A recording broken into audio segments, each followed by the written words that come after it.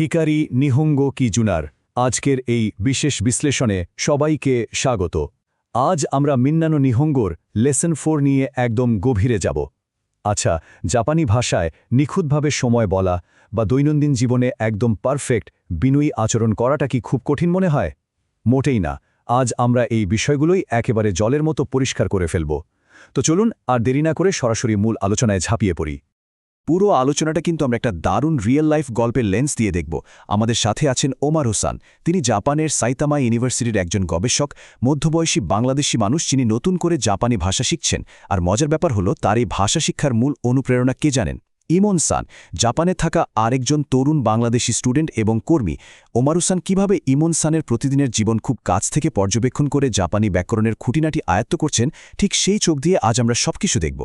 আমাদের আজকের আলোচনার রূপরেখাটা একটু চট করে দেখে নেওয়া যাক। ১. সময় বলা। ২. বিনয়ী মাসুফর্ম। ৩. নির্দিষ্ট সময় বা নি। ৪. সীমানা নির্ধারণ বা কারা মাদে। ৫. সংযোজক তো এবং নে। আর সবশেষে ৬. স্পেশাল কিছু টিপস।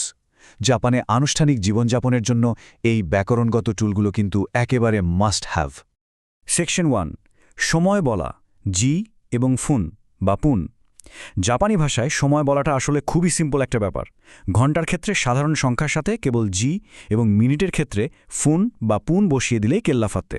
তবে হ্যাঁ, সবচেয়ে ট্রিকি জায়গাটা হলো এর ব্যতিক্রমগুলো। ওমারু-সানকে কিন্তু খুব সতর্কতার সাথে ৩টা নির্দিষ্ট ঘণ্টার ব্যতিক্রম একদম মুখস্থ করতে হয়েছে। ৪টা, 7টা এবং 9টা বাজার ক্ষেত্রে কোনোভাবেই ভুল করেও শিজি, নানাজি বা কিউজি বলা যাবে না। ওই হাইলাইট করা অংশগুলোর সঠিক উচ্চারণ হবে ইয়োজি, সিচিজি এবং কুজি। এটা একদম মাথায় গেঁথে নিতে হবে। আর মিনিট গণনার ব্যাপারটা, এখানে আগের সংখ্যার উপর ভিত্তি করে মিনিটের উচ্চারণ ফুন থেকে পুনে শিফট করে। স্ক্রিনে যেমনটা দেখতে পাচ্ছি, 10 মিনিটকে জিপুন বা জুকপুন বলতে হয়। এটা ওই পুন ভ্যারিয়েশনের একটা একেবারে ক্লাসিক উদাহরণ। সেকশন 2, দ্য পোলাইট ভার্বস বা মাসু ফর্ম।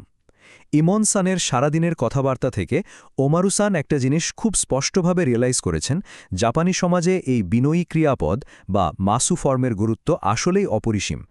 এই ছকটা একটু খেয়াল করলে দেখবেন, এটা জাপানি ক্রিয়াপদের 4টা আলাদা অবস্থাকে কি চমৎকারভাবে ব্যাখ্যা করছে। ধরুন, পড়াশোনা করা বা বেঙ্কিউ শিমাসু, বর্তমানে বা ভবিষ্যতে কিছু করলে মাসু, না করলে মাসেন। আর অতীতে কোনো কাজ করে থাকলে মাসিতা এবং না করে থাকলে মাসেন দেশিতা। মূলত এটাই হলো ভদ্রভাবে নিজের কাজ এক্সপ্রেস করার একেবারে বেসিক ফ্রেমওয়ার্ক। তার মানে এখানকার সবচেয়ে বড় টেকঅ্যাওয়ে হলো জাপানি শিষ্টাচার। সাইতামা ইউনিভার্সিটিতে কাজের সূত্রে ওমারু-সানকে যখন নতুন কারোর সাথে পরিচিত হতে হয়, কুর্নিশ করতে হয় বা বিজনেস কার্ড আদান প্রদান করতে হয়, তখন এই বিনয়ী মাসু ফর্মগুলো ব্যবহার করাটা একেবারে অপরিহার্য। এটা শুধু গ্রামার না, বরং অন্যের প্রতি সম্মান এবং নিজের কালচারাল অ্যাওয়ারনেস দেখানোর একটা দারুণ উপায়। সেকশন 3, নির্দিষ্ট সময়ে পিন পয়েন্ট করা নি পার্টিকল। ব্যাকরণের এই লার্নিং জার্নিতে নি পার্টিকলটা অনেকটা একটা থামট্যাগ বা পিনের মতো কাজ করে। মানে এটা যে কোনো একটা কাজকে ঘড়ির কাঁটার একেবারে সুনির্দিষ্ট সময়ের সাথে পিন করে গেঁথে দেয়। যেমন ইমন-সানের সকালের রুটিনটাই ধরা যাক। তিনি ঠিক সকাল 6টায় ঘুম থেকে ওঠেন।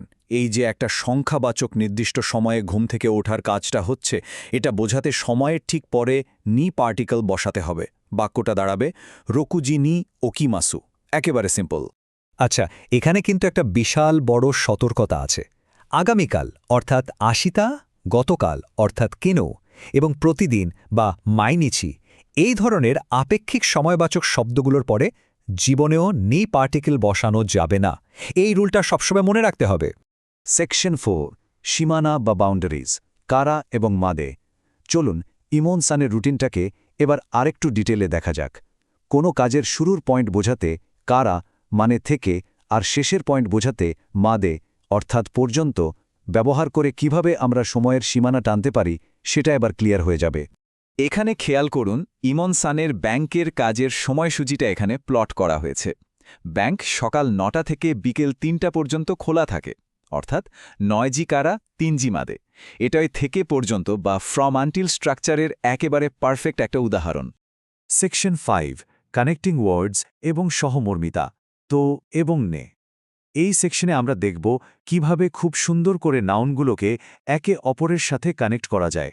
আর কথোপকথনের সময় অন্যের প্রতি কিভাবে গভীর সহমর্মিতা প্রকাশ করতে হয়।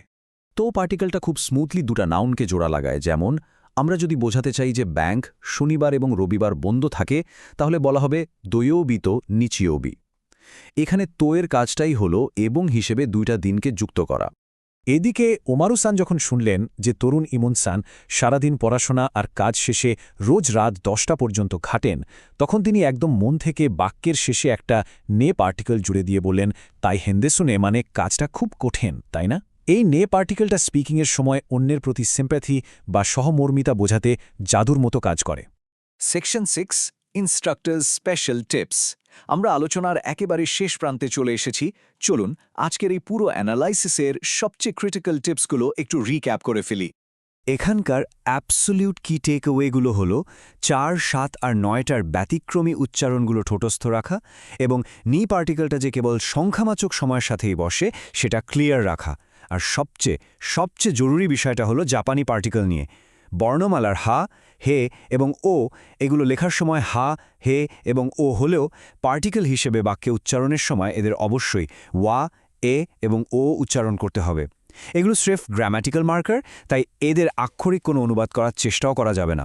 পরিশেষে একটা বিষয় ভাবার মতো, এই সুগঠিত সময়ের নিয়ম আর বিনয়ী ফর্মগুলো আয়ত্ত করলে জাপানের দৈনন্দিন যোগাযোগ কতটা ম্যাজিকের মতো বদলে যেতে পারে চিন্তা করেছেন?